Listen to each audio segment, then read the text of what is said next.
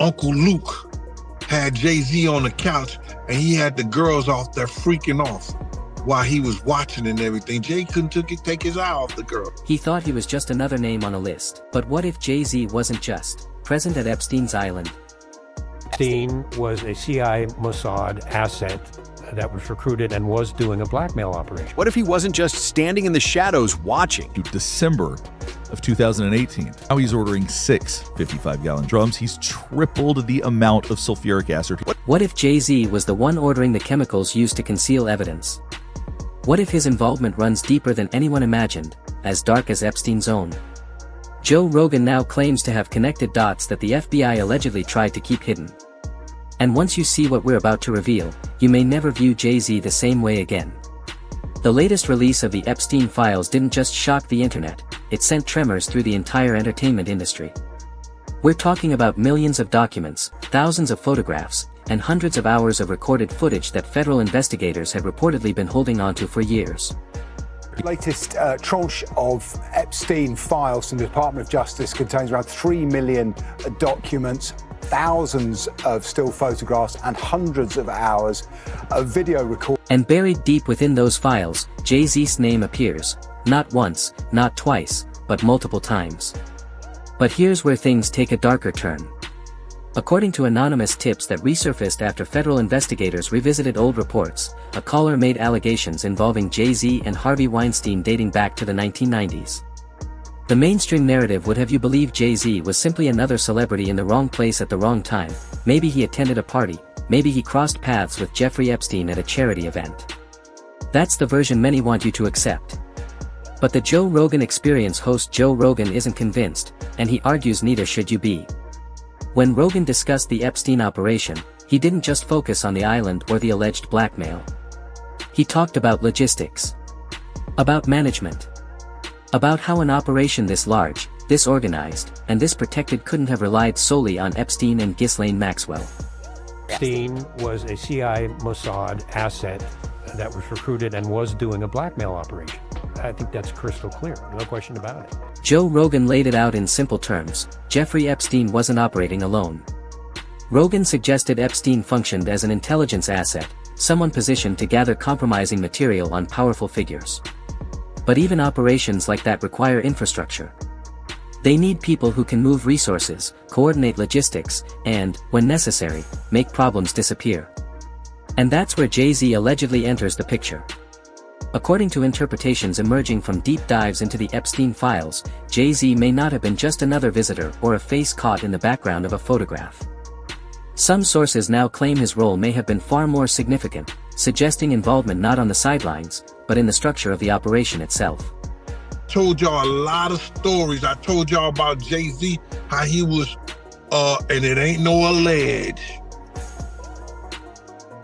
It ain't no leg. These little girls was from our... Industry veteran Gene Deal, who has spent decades behind the scenes and witnessed the darker side of the business, has been warning about this for years. He's repeatedly claimed that Jay-Z has a pattern, a history that insiders have long whispered about. Now, with renewed scrutiny surrounding the Jeffrey Epstein files, those warnings are resurfacing and beginning to feel far less dismissible.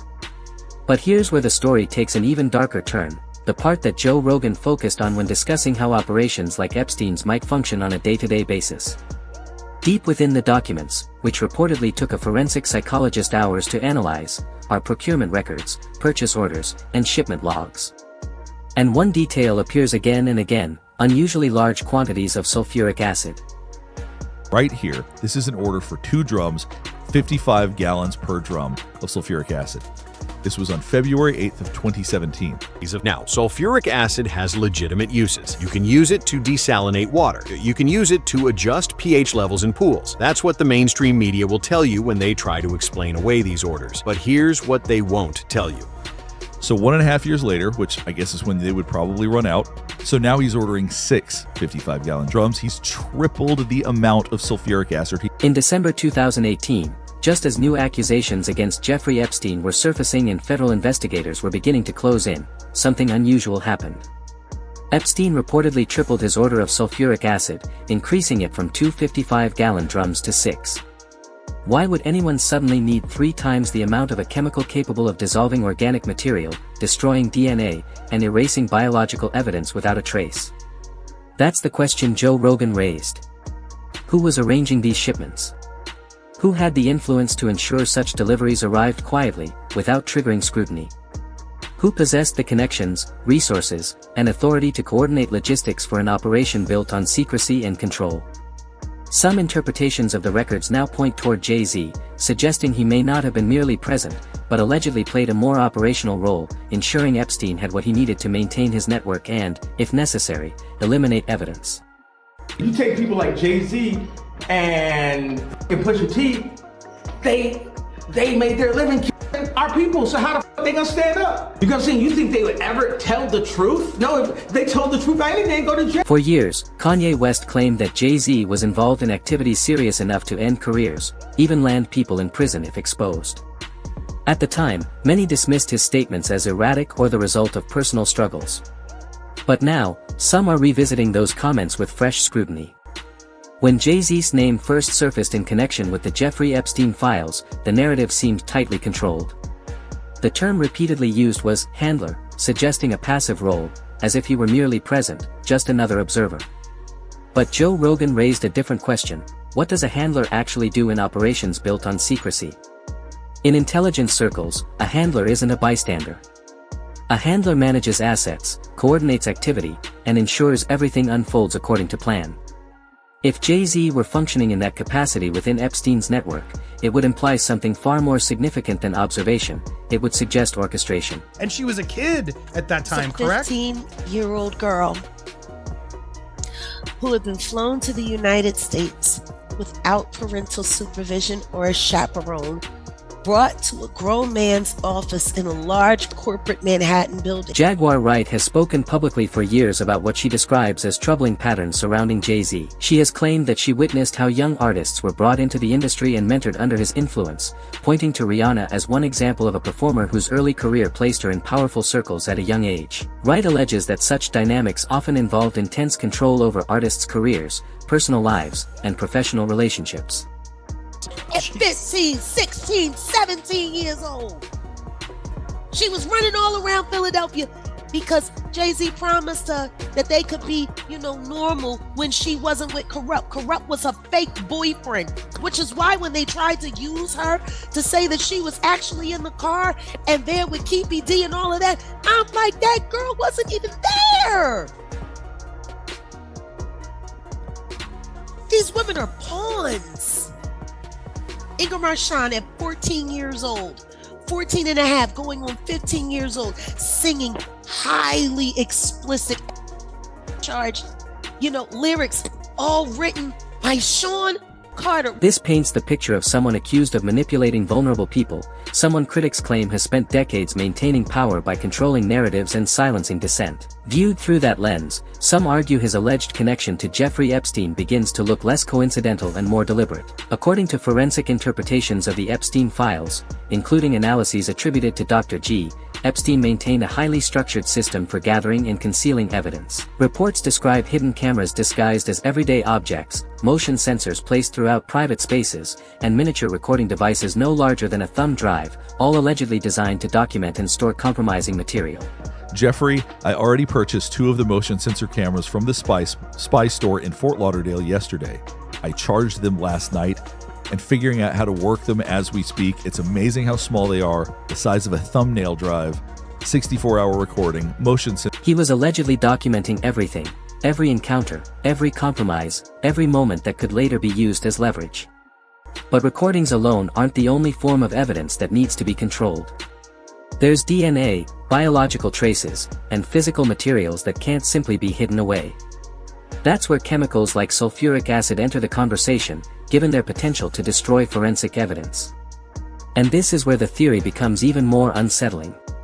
Based on interpretations that Joe Rogan has discussed from various sources, some believe Jay-Z had the business connections and logistical reach to move industrial materials without attracting attention. With that level of wealth and influence, arranging discrete shipments wouldn't be difficult. Supporters of this view argue that powerful figures don't simply drift into the orbit of someone like Jeffrey Epstein by coincidence. They suggest that proximity implies participation, and that involvement in such an operation would extend beyond presence to maintenance, protection, and, if necessary, cleanup. And then there's another detail that seems to tie many threads together: the forged Austrian passport Epstein reportedly kept locked in his safe. Is a forged passport by Jeffrey Epstein. He calls himself Marius Robert Fortelny, and he says that he is from Saudi Arabia on the... Jeffrey Epstein was reportedly traveling under multiple false identities, carrying several passports, and had escape routes meticulously planned, including a potential flight to Saudi Arabia. When the FBI searched their own database for one of the aliases he was using, the results were alarming, and the implications are enough to send chills down anyone's spine. If you look below that, it says restricted, access denied. Access was restricted, denied outright. That suggests the operation Epstein was allegedly running was shielded at the highest levels of government, pointing to intelligence connections far beyond anything the public has been told. Joe Rogan has been highlighting this for weeks, discussing how Epstein may have had ties to Mossad, how CIA allegedly knew exactly what he was doing, and why this was never merely the story of one billionaire's twisted desires. According to these analyses, it was a highly organized blackmail operation designed to compromise powerful individuals across politics, business, and beyond. Mossad is like the sister of the CIA. They're joined at the hip, kind of like Siamese twins, and they use each other for intel and operations and things like that. They are extremely close and in an extremely sensitive relationship. Oh yeah. And it totally explains what Epstein was doing. And if Jay-Z was involved in managing the logistics of this operation, coordinating shipments, arranging resources, and facilitating the disposal of evidence, then he wasn't merely a participant. By that account, he would be a co-conspirator in what some sources describe as an intelligence-driven blackmail network. His involvement, critics argue, goes far beyond proximity. What should raise the most concern is this: after the Shade Room posted about Jay-Z appearing in the Epstein files, the story was taken down within minutes, a move that only fueled speculation about how tightly controlled the narrative around these revelations really is. Really crazy is that the Shade Room just posted this and then immediately took it down. It's no longer on their page. Someone made a call. Someone with enough influence to make one of the internet's biggest gossip platforms vanish a post overnight. And just like that, the story about Jay-Z in the Epstein files seemed to disappear without a trace. But not everyone is backing down. 50 Cent is reportedly planning a full documentary on Jay-Z, following the path he took with Diddy. And here's the part that's most revealing. When Gene Deal talks about the individuals he considers the most dangerous in this saga, he isn't referring to the names already public. He's pointing to the unseen players, the ones who pull the strings behind the scenes. I'm probably more afraid of the people we don't know about. Yeah. The people you don't know about, the people who know that they may be on any kind of list that is... People who are purposely trying to get that list to stay away or not be on that list. That's who's... These are the people actively working to keep their names redacted. The ones with the power to make evidence vanish. The ones capable of ordering chemicals in quantities large enough to destroy anything that could incriminate them. People like Jay-Z. And now, it's not just about him. Beyoncé reportedly set foot on that same island, placing her in the orbit of a story far darker and more complex than most realize. Beyoncé was on that island where they was kids. Damn! Yep. Beyonce was on Pedo Island. Beyonce and... Multiple sources now allege that Beyoncé has come forward claiming that after signing with Roc Nation, both Jay-Z and Beyoncé pressured her to undergo plastic surgery and participate in what she described as satanic or ritualistic practices. I didn't want to drip myself in blood and cover myself and swim in goop, in black goop, and like wear devil horns to freaking sell a record. Fuck that. This isn't just about one man's crimes anymore. It's about an entire network of power built on exploitation, manipulation, and violence, and some sources claim Jay-Z top of it. Gene Deal has long asserted that Jay-Z was involved with Beyoncé. First started dating Beyoncé at 17, 18, he was 30-something. You didn't know his age. When I look back and see how old Jay-Z was, I think Jay-Z was born in like 69 or 67. Something like that, 67 right there? 69. I think he was born in 69. Beyonce, they say she was born in 81. You understand? But back then, in 81, when we was in the club together, 98, 99, she wasn't even supposed to be in the club, but she was in the club. It was Club Eugene's. And Jay was dating her. And at that time, if you look at Jay's age, he was about 30 years old. A 30-year-old man dating a 17-year-old girl. Does that sound like someone who respects boundaries? Does that sound like someone who would hesitate to assist in managing a blackmail operation? Here's where it gets particularly interesting from a legal perspective. President Trump signed the Epstein Files Transparency Act into law, and that legislation is very specific about what can, and cannot, be redacted from public records. No record shall be withheld, delayed, or redacted on the basis of embarrassment, reputational harm, or political sensitivity, including to any government official, public figure, or foreign dignitary. You can't simply redact someone's name because it might be embarrassing. Names can only be withheld if they belong to victims or if revealing them would compromise an active investigation. But here's the twist. The FBI has repeatedly claimed that no blackmail scheme existed. According to official statements, the only victims were the girls on the island. No wider network, no ongoing coercion. Only legitimate explanation that is in line with the law for redacting these people is if they were provably victims of blackmail from Jeffrey Epstein. And that goes against what they've said. If names remain redacted, and if Jay-Z is among them, the FBI will eventually have to explain why. Legally, the only fully legitimate reason would be to admit that yes, there was a massive blackmail operation, that people were compromised, and that this went far deeper than anything publicly acknowledged. If Jay-Z's name is being protected, it points to one of two possibilities. Either he was himself a victim of blackmail, or he was so deeply involved that exposing him could unravel the entire intelligence network that Jeffrey Epstein allegedly maintained. Joe Rogan isn't just connected, he may be one of the architects. Look at the broader picture. There is a documented pattern of alleged inappropriate relationships with minors, Foxy Brown, Inger Moran, and other young women, whose careers and lives he allegedly controlled and manipulated. A 27-year-old grown man turns a 14, 15-year-old girl virtually into a prostitute and gave her the nickname the Il Nana. He was a close personal friend of Diddy, who is now facing federal charges related to decades of alleged abuse. He also worked with R. Kelly, even after the public was aware of what R. Kelly had allegedly done to Aaliyah. Why would you still do a project with that man, knowing that he f***ing Aaliyah? That should be the question. Period. It shouldn't be for me. He was a close personal friend of Diddy, who is now facing his name appears in the Epstein files not just once, but multiple times, in context suggesting he was far more involved than a mere bystander. Now, procurement records reveal massive spikes in sulfuric acid orders precisely as Epstein's legal troubles were escalating, chemicals that multiple sources claim Jay-Z helped arrange. This isn't coincidence. It's a pattern of predatory behavior, a pattern of covering up crimes, and a pattern of operating with complete impunity, because he has the power, the money, and the connections to make problems disappear, literally and chemically disappear. Federal charges related to decades of alleged abuse. He also worked with R. Kelly, even after the public was aware of what R. Kelly had allegedly done to Aaliyah. I had 3 victims that I've been working with, victims of the Carters, that were ready to come forward.